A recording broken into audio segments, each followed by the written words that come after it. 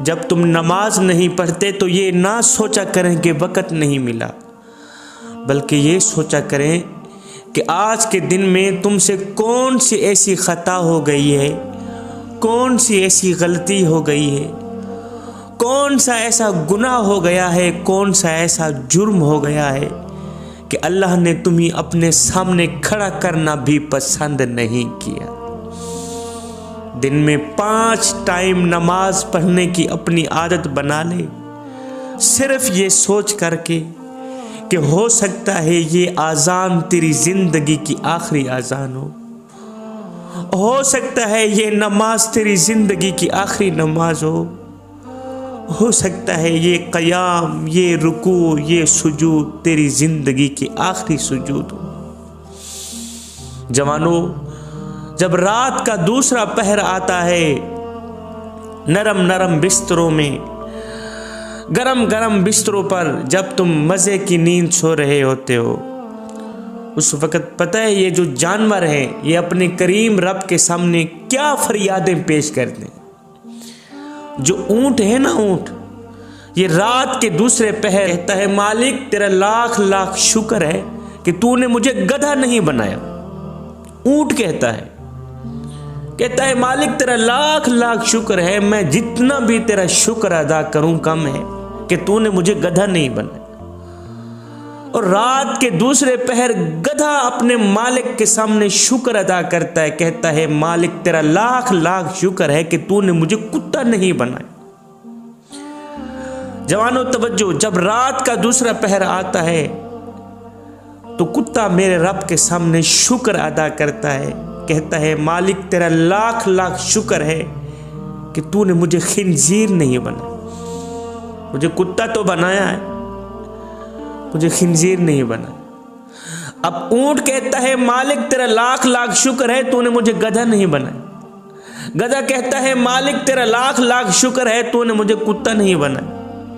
کتا کہتا ہے مالک تیرا لاکھ لاکھ شکر ہے کہ تو نے مجھے خنزیر نہیں بنایا۔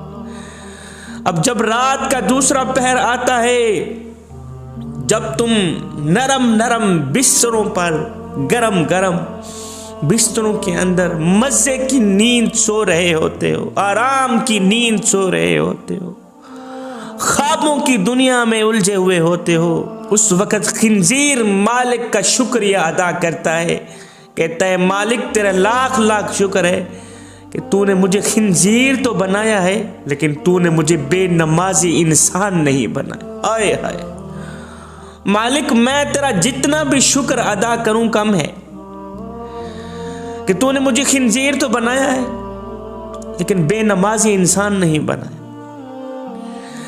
شکر ہے میں خنزیر تو ہوں، ان انسانوں جیسا نہیں ہوں جو قیامت کے دن فرعون کے ساتھ اٹھائے جائیں گے، نمرود کے ساتھ اٹھائے جائیں گے۔ ان لوگوں میں سے نہیں ہوں جو بے نمازیوں کے ساتھ اٹھائے جائیں۔ جوانو، اگر قیامت کے دن امام حسین کے ساتھ اٹھنا چاہتے ہو تو پھر نماز کبھی نہ چھوڑ، پھر نماز کے ساتھ دوستی لگا، نماز کے ساتھ یاری لگانا۔ میری ماؤں، بہنوں، بیٹیوں، اگر قیامت کے دن تم بھی سیدہ فاطمہ الزہرا کی کے نیزیں بن کر اٹھنا چاہتی ہو تو پھر نماز کا دامن کبھی نہ چھوڑو، پھر نماز سے دوستی لگا۔ 1200 سال پہلے انتقال ہوا تھا حضرت رابعہ بصری کا، 1200 سال پہلے وصال ہوا تھا، وفات ہوئی تھی حضرت رابعہ بصری کی۔ سنو، آج بھی حضرت رابعہ بصری کا نام زندہ ہے، آج بھی حضرت رابعہ بصری کا نام باقی۔ عشاء کی نماز کے بعد غسل کرتی تھی، غسل کرنے کے بعد خوبصورت سا لباس پہن کر، بن سنور کر اپنے شوہر کے پاس آتی، کہتی میرے سرتاج آپ کو میری ضرورت ہے؟ اگر وہ کہتے نہیں پھر اجازت لیتی، اجازت لینے کے بعد مصلی پہ کھڑی ہو جاتی، نمازوں کے اوپر نمازیں، سجدوں کے اوپر سجدے، نماز میں اس طرح کھو جاتی تھی، رابعہ بصری کو بھول جاتی تھی، دنیا بھول جاتے تھے، اپنے بھول جاتے تھے، پر سجدوں کے اوپر سجدے، فجر تک مصلی کے اوپر کھڑی رہتی تھی۔ جوانوں، رب کو پانے کی کوشش کرو، اور جب رب تمہارا ہو گیا تو پھر سب تمہارا ہوگا۔ حضرت رابعہ بصری ابھی جوان تھی، آپ کے شوہر کا انتقال ہوا۔ حضرت حسن بصری جیسے مرد کلندر، درویش، متقی، پرہیزگار، اللہ کے ولی، وقت کے امام چل کر آئے، کہنے لگے رابعہ بصری مجھ سے شادی کر لو۔ خود چل کر آئے، خود کہا رابعہ بصری مجھ سے نکاح کر لو، نکاح کرنا میرے نبی کی سنت، مجھ سے نکاح کر۔ حرص کی بنیاد پر نہیں کہا تھا، بچے پیدا کرنے کی بنیاد پر نہیں کہا تھا، بچوں کا شوق نہیں تھا، حرص کا شوق نہیں تھا، صرف شادی کا شوق نہیں تھا۔ اس سوچ کی بنیاد پر آپ نے کہا تھا رابعہ بصری مجھ سے شادی کر لو، کہ ہو سکتا ہے اگر رابعہ بصری میری بیوی بن جائے تو میری بخشش کے لیے بس اتنا ہی کافی ہے۔ ایک نیک متقی پرہیزگار اگر میری بیوی بن جائے میری بخشش کے لیے تو بس اتنا ہی کافی۔ جب حضرت امام حسن بصری چل کر آئے، کہا حضرت رابعہ بصری مجھ سے شادی کر لو، تو رابعہ بصری نے کہا حضرت میری 4 باتیں ہیں، مجھے ان باتوں کا جواب دے دو، اس کے بعد میں شادی کا فیصلہ کروں۔ کہا کون سی باتیں ہیں؟ کہا پہلی بات، قیامت کا دن ہوگا، نفسا نفسی کا عالم ہوگا، کسی کے اعمال نامے اللہ تعالیٰ دائیں ہاتھ میں پکڑے گا، کسی کے بائیں ہاتھ میں پکڑے گا۔ مجھے یہ بتاؤ میرا اعمال نامہ مجھے دائیں ہاتھ میں پکڑایا جائے گا یا بائیں ہاتھ میں پکڑایا جائے گا؟ حسن بصری کہنے لگے رابعہ بصری یہ تو میرا اللہ ہی جانتا ہے، یہ میں تو نہیں جانتا۔ کہا حضرت پھر یہ بتاؤ جب پل صراط سے گزر رہے ہوں گے، کوئی نیچے گر جائے گا، کوئی پار لنگ جائے گا، کوئی پار چلا جائے گا، یہ بتاؤ میں نیچے گر جاؤں گی یا پل صراط پار کر لوں گی؟ کہا یہ بھی میرا اللہ ہی جانتا۔ اچھا پھر یہ بتاؤ میزان عمل پر، ترازو پر کسی کا پلہ بھاری ہوگا، کسی کا پلہ ہلکا ہوگا، کسی کی نیکیاں زیادہ ہوں گی، کسی کے گناہ زیادہ ہوں گے، یہ بتاؤ میری نیکیاں زیادہ ہوں گی یا میرے گناہ زیادہ ہوں گے؟ کہا یہ بھی میرا اللہ ہی جانتا ہے، میں نہیں جانتا۔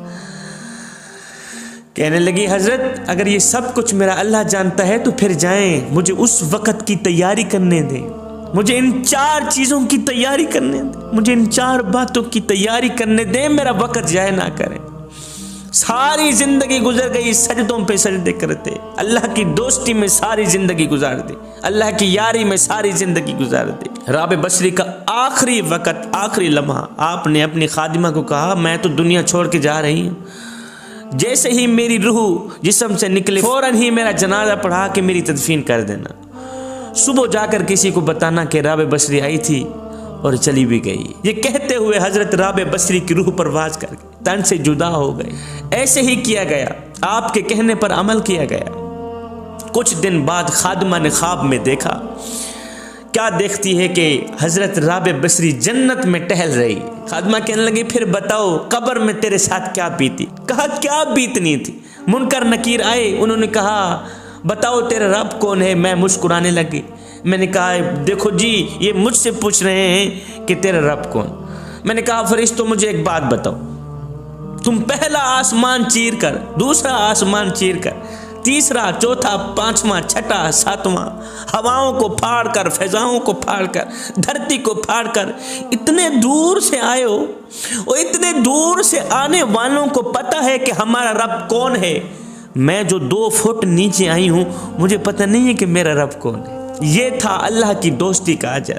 میری ماؤں، بہنوں، بیٹیوں، اگر دنیا و آخرت میں سکون چاہتی ہو تو نماز سے دوستی لگا لو۔ اگر دنیا و آخرت میں چین چاہتی ہو، قرار چاہتی ہو، سکون چاہتی ہو، خدا را نماز کے ساتھ یاری لگا لو، نماز کے ساتھ عشق کر لو۔ جس شخص کے پاس نماز جیسا خزانہ ہے اس کے پاس سب کچھ ہے، جس کے پاس نماز نہیں ہے اس کے پاس چاہے دولت بھی ہو کچھ بھی نہیں، اس کے پاس پیسہ بھی ہو کچھ بھی نہیں، اس کے پاس امیری بھی ہے کچھ بھی نہیں۔